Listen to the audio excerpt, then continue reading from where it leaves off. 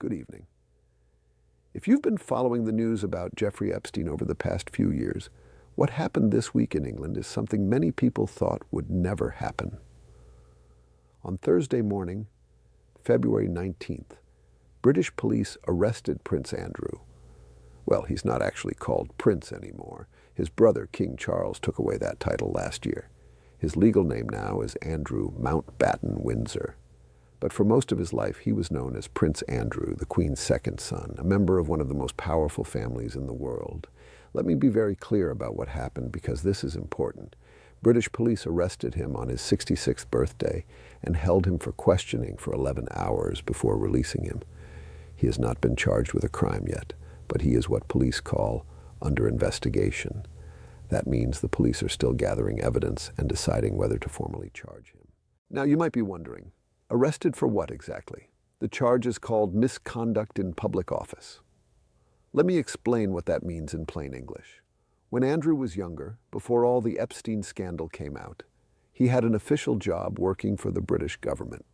His title was Special Representative for International Trade and Investment. Basically, he traveled around the world representing Britain to help British companies do business in other countries. It was an important government position. According to the police investigation, Andrew allegedly sent confidential government documents, secret reports that were supposed to stay within the government, to Jeffrey Epstein. These weren't just any documents. They were official reports about Andrew's trips to places like Hong Kong, Vietnam, and Singapore. They contained information about investment opportunities and trade secrets that the British government did not want shared with private citizens, especially not with someone like Jeffrey Epstein. Now, why would anyone share secret government information with Jeffrey Epstein? That's the question police are trying to answer. And that's why this arrest matters so much, not just in Britain, but here in the United States as well. Let me take a step back and remind everyone who Jeffrey Epstein was, because if you're just catching up on this story, it can be confusing. Jeffrey Epstein was a wealthy American financier, a man who made a lot of money managing investments for very rich people, but he was also a criminal. In 2008, he pleaded guilty to charges related to paying for sex with an underage girl. He served about 13 months in jail, which many people thought was far too short a sentence for such serious crimes. But Epstein's crimes went far beyond that one case. For decades, he ran what prosecutors called a sex trafficking ring. That means he recruited young girls, some as young as 14 years old, and forced or manipulated them into performing sexual acts for him and for his powerful friends. He did this in multiple locations: his mansion in New York, his ranch in New Mexico, his private island in the Caribbean, and his home in Palm Beach, Florida. In 2019, Epstein was arrested again on federal sex trafficking charges. This time, prosecutors said they had evidence of a much larger criminal operation involving dozens, possibly hundreds of victims. But before Epstein could go to trial, he died in his jail cell. Officials said it was suicide, though many people have questioned that conclusion. After Epstein died, the big question became, what about all the powerful people who were part of his network? Epstein kept detailed records, thousands of emails, flight logs showing who flew on his private plane, photographs, and even videos. Many of these documents have now been released by the U.S. Department of Justice. They're called the Epstein Files, and they mention hundreds of names: politicians, businessmen, celebrities, and yes, members of royal families. Prince Andrew's name appears many times in these files. One woman named Virginia Giuffre accused Andrew of having sex with her 3 times when she was just 17 years old. She said Epstein and his associate Ghislaine Maxwell, who is now in prison, forced her to do this. Andrew has always denied these accusations. He said he never met Virginia Giuffre, and at one point he even said he couldn't have been with her on a specific night because he was at a pizza restaurant with his daughter. But photographs exist showing Andrew with his arm around Virginia Giuffre when she was a teenager, with Ghislaine Maxwell standing right next to them. The photo was taken at Maxwell's house in London. In 2022, Andrew paid Virginia Giuffre a settlement, reportedly around $16 million, to end her lawsuit against him. Importantly, The settlement said Andrew did not admit to doing anything wrong, but paying that much money raised obvious questions. If he was innocent, why pay? Tragically, Virginia Giuffre died by suicide last year. She was only 41 years old. Her family released a statement this week after Andrew's arrest, saying, "At last, today, our broken hearts have been lifted at the news that no one is above the law, not even royalty. On behalf of our sister Virginia, we extend our gratitude to the UK's Thames Valley Police for their investigation and the arrest of Andrew Mountbatten Windsor. He was never a prince. For survivors everywhere, Virginia did this for you." That statement is powerful. It shows that Virginia's family believes she told the truth, and that her fight, even though she's no longer here, is helping other victims get justice. Now let's talk about why Andrew's arrest matters beyond just one man facing consequences. A former federal prosecutor named Glenn Kirshner explained this very clearly this week, and I want to share his thinking with you because it helps us understand what might happen next. Glenn Kirshner spent decades as a prosecutor in Washington, D.C. He's prosecuted murderers, drug dealers, and all sorts of serious criminals. And he said something very important. When police arrest someone who was part of a criminal network, especially someone who is wealthy and powerful and facing serious prison time, that person often becomes what's called a cooperating witness. What does that mean? It means they start talking. They start telling investigators about other people who were involved in the crimes. Why would they do this? Usually, cooperating witnesses hope to get a reduced sentence, a shorter time in prison in exchange for their information. But Glenn Kirshner pointed out something interesting about Prince Andrew's situation. Andrew is not just any criminal. He's a man who spent his entire life at the very top of British society. He grew up in palaces. He rubbed elbows with presidents, prime ministers, billionaires, and celebrities. He believed, and I think this is fair to say, that the rules didn't really apply to him. He thought he was above the law. Now suddenly police have arrested him. They took him to a police station on his birthday and questioned him for 11 hours. That's humiliating. That's shocking. And according to Glenn Kirshner, when people like Andrew experience that kind of fall from grace, they often get angry. They think, why am I being arrested when all these other powerful people who did the same things or worse are still walking free? And when they get angry, they start talking. Think about it this way. Andrew knows things. He was in Epstein's circle for years. He flew on Epstein's private plane. He stayed at Epstein's properties. He attended Epstein's parties. He knows who else was there. He knows what he saw. And if he's facing the possibility of prison, misconduct in public office can carry a life sentence in the United Kingdom, he might decide to share that information. Now, we have to be careful here. Andrew has not said he will cooperate. He may choose to say nothing at all, which is his legal right. But the possibility exists, and that possibility is making a lot of powerful people very nervous right now, both in Britain and in the United States. Let me explain how this could affect investigations here in America, because this is where the story gets really important for those of us watching from the United States. Right now, the U.S. Department of Justice is led by Attorney General Pam Bondi. She was appointed by President Donald Trump. And here's the uncomfortable truth. Pam Bondi has shown no interest in investigating anyone mentioned in the Epstein files. Zero. Despite thousands of pages of documents, despite hundreds of names, despite clear evidence that many powerful people were part of Epstein's network, the Department of Justice has essentially said, we're not pursuing this. Compare that to what's happening in other countries. France has opened criminal investigations. The United Kingdom just arrested Prince Andrew. Turkey, Latvia, Lithuania, and Poland have all launched investigations into people in their countries who are mentioned in the Epstein files. These are what we would call civilized countries with legitimate law enforcement. They're doing what you would expect. When there's evidence of crimes, they investigate. But not the United States. Why?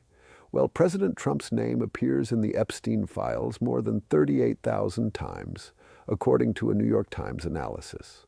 That doesn't mean he committed crimes. Many of those mentions are from newsletters or news articles that Epstein saved. But there are documents with serious allegations. There are FBI reports from witnesses who came forward. There are questions that have never been answered, and Pam Bondi works for Donald Trump. She's not going to investigate her boss. That's just the reality. So what can be done? This is where things get interesting, and where Andrew's arrest in Britain might actually matter for justice in America. Glenn Kirshner, the former prosecutor, explained that there are workarounds. Just because the federal government won't investigate doesn't mean no one can investigate. Individual states have their own prosecutors who can bring charges for crimes that happened in their states. For example, Epstein had a mansion in New York City. Crimes allegedly happened there. The Manhattan District Attorney, a man named Alvin Bragg, has the power to open a criminal investigation and bring charges under New York state law. He doesn't need permission from Pam Bondi or the Federal Department of Justice. He can do it on his own. The same is true in New Mexico, where Epstein owned a ranch. State prosecutors there could investigate. Same with Florida, where Epstein had a home in Palm Beach. Though finding prosecutors willing to pursue the case there might be more difficult, because Florida is currently run by Republicans loyal to Trump. Now here's where the international cooperation comes in. Normally when there's a crime that involves people in multiple countries, law enforcement agencies work together. The FBI might coordinate with British police, for example. They share information. They help each other. But what if the FBI won't cooperate because Pam Bondi has told them not to investigate Epstein cases? What if British police call their contacts at the FBI and the FBI basically says, "We're not interested"? Well, British police could do something unusual. They could reach out directly to state prosecutors. They could call Alvin Bragg in New York or the Attorney General in New Mexico and say, "We have information from our investigation that might help yours." Is that normal? No. Usually international cooperation goes through federal channels. But these are not normal times, when the federal government is actively refusing to do its job, when the Attorney General is protecting the president instead of pursuing justice. Sometimes you have to find creative solutions. And here's the beautiful thing. If state prosecutors start building cases now, they can hand those cases over to a future federal Department of Justice when there's a new president who actually cares about the rule of law. Criminal investigations can be shared between state and federal authorities. They can work together. A state prosecutor can do all the hard work, gathering evidence, interviewing witnesses, building a strong case, and then bring in federal prosecutors later when the political situation changes. The crimes that Epstein and his associates allegedly committed often violate both state and federal law. Sex trafficking across state lines, for example, is a federal crime. But sexual assault of a minor in New York is a state crime. Prosecutors can charge someone with both. Sometimes they choose one or the other, sometimes both. Glenn Kirshner made an important point about this. The federal government has more resources, more money, more investigators, bigger budgets. So usually, when a crime could be prosecuted either way, it makes sense for the feds to take it because they have the best chance of winning. But the states shouldn't be underestimated. State prosecutors handle 95 to 97% of all criminal cases in America. They're the ones in court every day. They're often more experienced than federal prosecutors because they handle so many more cases. So while the feds might have the biggest hammer in terms of resources, state prosecutors are often the most skilled lawyers in the room. And there's another reason why pursuing these cases at both the state and federal level matters: deterrence.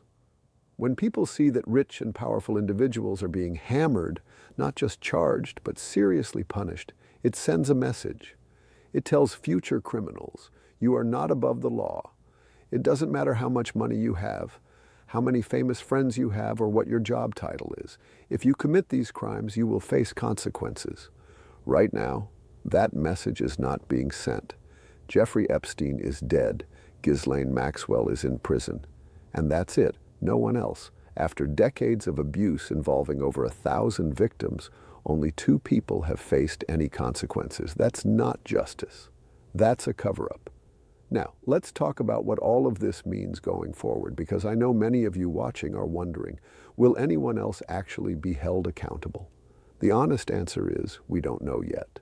But there are some hopeful signs. First, countries around the world are investigating. Prince Andrew's arrest proves that. It shows that at least some law enforcement agencies are serious about this. They're not letting the scandal fade away. Second, there's public pressure. Polls show that a majority of Americans, 53%, say the Epstein files have lowered their trust in political and business leaders, and 69% agree with the statement that the files show that powerful people in the U.S. are rarely held accountable for their actions. People are paying attention. People are angry. And in a democracy, that matters. Third, there's bipartisan frustration in Congress. You have Democrats calling for investigations, obviously, but you also have some Republicans, people like Thomas Massie from Kentucky, who's a very conservative congressman, saying the same thing. Massie gave a speech on the House floor where he said, "How will we know if this bill has been successful? We will know when there are men, rich men, in handcuffs being perp walked to the jail. And until then, this is still a cover-up." When you have people on both sides of the political divide agreeing that this is wrong, that creates pressure that's harder for politicians to ignore. But I won't sugarcoat it. The obstacles are real. As long as Donald Trump is president and Pam Bondi is attorney general, the federal government will not pursue these cases. That's just the reality. They have too much to lose politically if the investigations point toward Trump or his associates. So what can ordinary citizens do? What can you do if you're someone who cares about justice for these victims? First, pay attention. Don't let this story fade from your mind just because the news cycle moves on to other things. Keep asking questions. Keep demanding answers. Second, support journalists and independent media organizations that are doing the hard work of investigating these files and holding powerful people accountable. These investigations take time and money. They need public support. Third, contact your elected representatives, your congressmen, your senators, your state attorney general, and tell them you want investigations. Tell them this matters to you. Politicians respond to pressure from constituents. Fourth, vote. In future elections, ask candidates, will you support full investigations into the Epstein network? Will you push for transparency? Will you hold powerful people accountable regardless of their political party? Make this an issue that affects your vote. Let me close with this thought. Prince Andrew's arrest this week is historic. It's the first time a senior member of the British royal family has been arrested on criminal charges in modern history. Think about that. This is someone who was born into incredible privilege, who spent his whole life protected by wealth and status and family connections. And yet, when the evidence became overwhelming, when public pressure became too great, the police did their job. They arrested him. They questioned him. They're building a case. That sends a powerful message. No one is above the law. Not princes, not presidents, not billionaires. No one. The question is whether America will follow Britain's example. Will American prosecutors, whether state or federal, have the courage to pursue justice wherever the evidence leads? Will they be willing to investigate powerful people, knowing it will cost them politically, knowing they'll face pressure and criticism and threats? We're going to find out, and what happens next will tell us a lot about what kind of country we are. Are we a nation of laws where justice applies equally to everyone? Or are we a nation where the rules only apply to ordinary people while the rich and powerful get to do whatever they want? Virginia Giuffre believed in the first option. She fought for years to tell her truth, even when powerful people called her a liar, even when they used their lawyers and their money and their influence to try to silence her. She never gave up. And now, even though she's gone, her fight continues. For her, for the 1,000+ other victims, for everyone who has ever been told they don't matter because they're not rich or famous or powerful, we need to demand better. We need to demand justice. Prince Andrew's arrest is one step. It's an important step, but it's only one step on a very long road. The journey toward full accountability for everyone involved in Epstein's crimes continues. Stay informed, stay engaged, and don't let them sweep this under the rug. Thank you for watching.